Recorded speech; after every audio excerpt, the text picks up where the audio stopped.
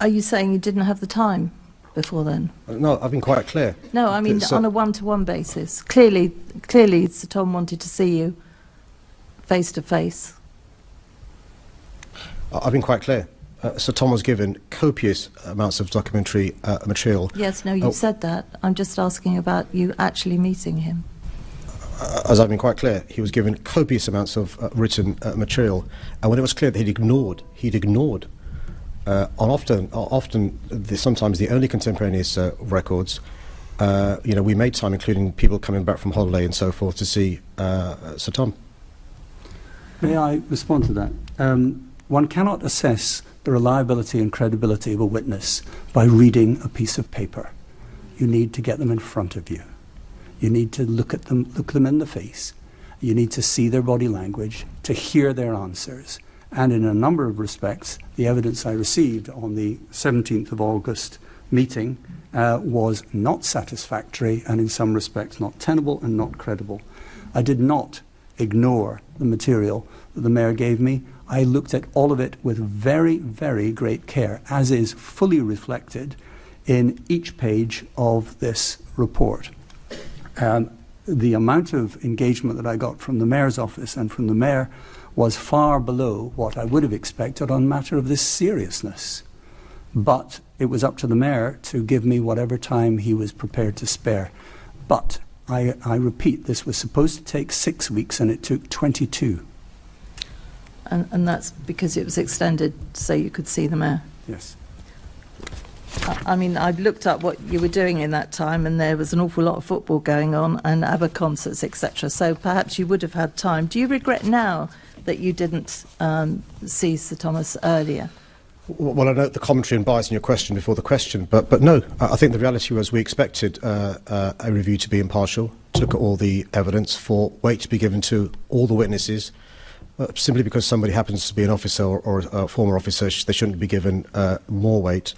And we were surprised that there was an ignoring of all the documentary material, 30 pages of evidence, the emails in real time, and the minutes of the meetings. I'll give you one example where Sir Tom's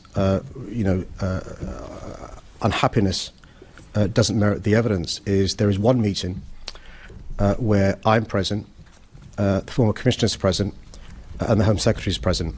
And there's a difference of views between Sir Tom's conclusion and my version. Sir Tom could very easily have spoken to the Home Secretary in person if he's claiming the only way to check the evidence is to look a witness in the eye and see the veracity of the materials. The Home Secretary has not been spoken to by Sir Tom in relation to that January meeting in 2022. The other two people. The people present, principal people present, were the Mayor and the Commissioner, and the Mayor lays considerable evidence on documentary evidence. The Home Secretary's minute and her letter to me of that meeting, together with the other evidence, persuaded me that the version of that meeting that I was given by the Home Office and the Metropolitan Police was preferable to that of the Mayor. Credibility and reliability is of enormous importance, but we did our best to get the evidence. The Mayor lays emphasis on the fact that I made a remark in paragraph 21 of the report in relation to the weight of evidence to be attached to that of police officers. What he doesn't draw attention to is what I have said in relation to the overall factual accounts. And what I said is where there's been a dispute of fact, I've generally been able to attribute more weight to evidence by reference to its consistency with contemporaneous documents, something the Mayor lays emphasis on, the degree to which that evidence is corroborated by the accounts of others, the detail and specificity of the evidence, my ability to test the evidence in interview with the person concerned, including that person's willingness and ability to answer questions, and its inherent credibility and coherence. I have said as almost an afterthought, sometimes police evidence is stronger because police officers are accustomed to providing evidence in court and therefore remembering things with greater detail. But I have not said, and I have not implied, that police officers must always be believed over other people. Of course not. No, I did read that in the report. Mr. May, as well as claiming that the review was clearly biased, which I don't think you've proved to us that it was at all. If you've anything else to say on that, please do. Okay, You also so here's the context. So the context which has been said to me, and you can understand the concern people have in relation to the context, is you have a situation where you've got Steve House, who is appointed Deputy Commissioner by the former Commissioner Cressida-Dick. On her deciding to resign, the acting commissioner, the former Deputy Commissioner Steve House, appointed by Cressida-Dick after he had to leave Police Scotland, writes to the former Home Secretary, Priti Patel, to look into the departure of the then Commissioner who'd appointed him Deputy Commissioner, and the former Home Secretary asks Sir Tom, one of the most talented and far-sighted police leaders the police have seen in living memory, after the series of scandals, to undertake a review.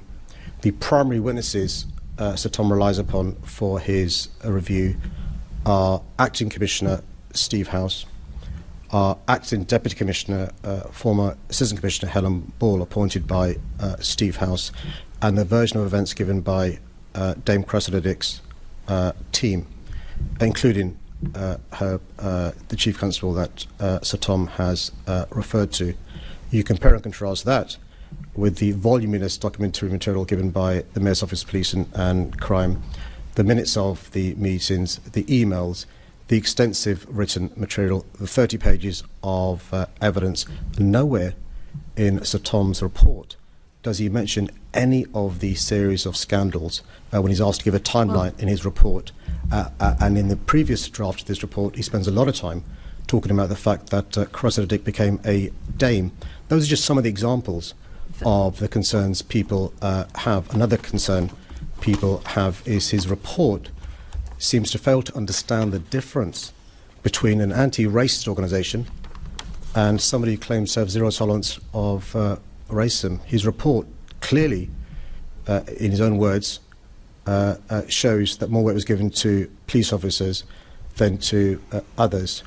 And, you know, I'd like the committee, I would have liked Sir Tom to be as unhappy about the lack of dignity given to Bieber and Nicole, the lack of dignity given to Charles Q, the lack of dignity given to Sarah Everard, the lack of dignity given to those that vigil at Clapham Common, the lack of dignity to Bianca Williams, the lack of dignity to the Morgan family, the lack of dignity to the victims of Stephen Port. That was not within the remit of this actual report. And a great many of these things happened beforehand. Before I go on to the next part. Sorry, happened beforehand? What do you mean, Chair? Houghton, etc. happened before. I didn't mention Houghton, Chair. No, I did then. Well, I've given you a list of cases yes. At a time when Sir Tom thinks Dame Cressida-Dick's the best officer ever. Sir Tom, would you like to tell us the remit that you were given? The parameters upon which you were asked to report on, because that's what we'll be discussing today. Yes, I was asked to look at the process, not the substance. Clearly, the factual background of the performance of the Met was relevant, but I did not, and was required not to, examine the performance of the Met or the performance of the Commissioner. The Mayor lays emphasis now on what he calls a series of scandals, and some of these things were terrible.